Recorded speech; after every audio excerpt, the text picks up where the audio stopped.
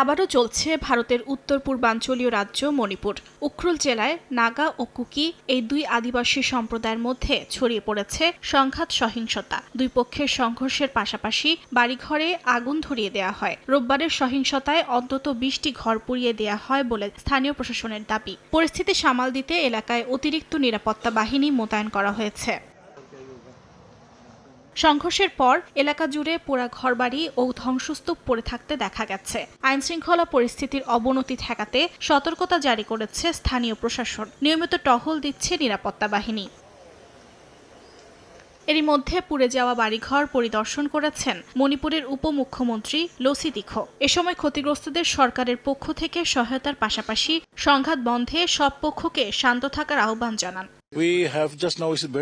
আমাদের শান্তি দরকার। শান্তি ছাড়া কিভাবে চলবে? আমরা আগেও এমন সমস্যার মুখোমুখি হয়েছি। এখন যদি দুই সম্প্রদায়ের মধ্যে নতুন করে আরেকটি সমস্যা হয়, সেটা খুবই খারাপ। তাই আমরা সর্বোচ্চ চেষ্টা করছি।